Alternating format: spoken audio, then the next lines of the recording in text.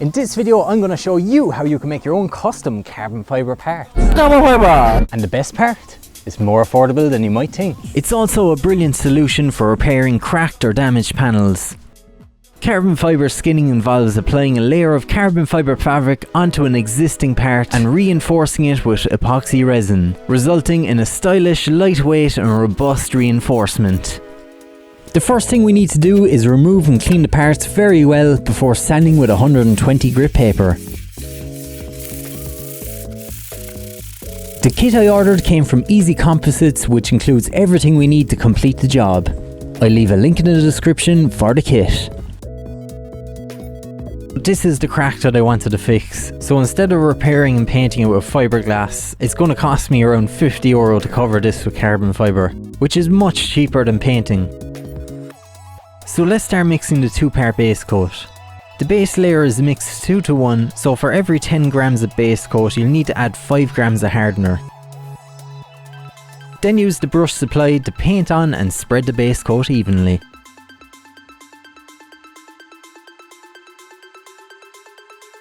The base coat will run and will level out, leaving a very glossy finish.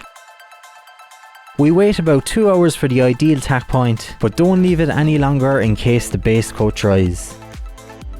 Cut the carbon fibre fabric to the size and shape of the part you want to cover, leaving an extra couple of inches so the fabric can wrap around the edges. Now it's time to carefully drop the fabric onto the parts, working from the centre outwards.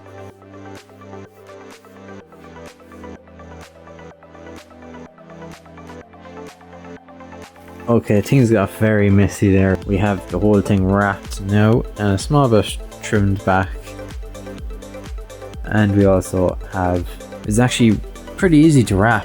So it's been a full day. Where the glue was, it's fairly solid. So basically what I'm doing now is just with a normal scissors, just cutting around the edges. So now with all the parts trimmed up, it's time to mix the clear coat, which will go over the carbon fabric. Again, the clear resin is mixed 2 to 1. The first coat of clear will take about 8 hours to dry, but once fully cured you can start resanding. Alright, so this is it after curing on the first coat. You can kind of see it's very uneven. We're going to sand it all down and then it's ready for another 3 layers of the clear epoxy.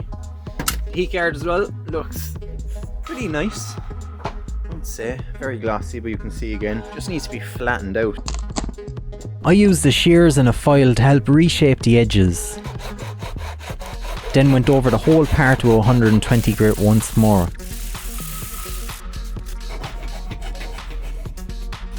If you're happy with your work, we can now start on the final 3 layers of clear, which will build depth and fill in any low spots. It's critical that you set aside an evening for this stage, as you'll need to wait 2 hours in between each coat and you don't want the previous layer to fully dry before starting the next. After leaving everything cure overnight, I came back and wet sanded the final pieces, working from 240 up to 1200 grit. Finally, I polished the surface with the included polish, which will help bring out the glossy finish. And voila, we have our own custom carbon fibre parts which look amazing. I'm really happy the way my parts turned out, especially the chain guard. I was worried about the tricky shapes, but the carbon fibre fabric wrapped very nicely around it. If you're looking to make your own custom carbon fibre, then this kit is a great introduction. It teaches you the basics and gets you familiar with the materials. Once again, you can find the link to the kit I used down in the description below. Thanks for watching, and I'll see you in the next one.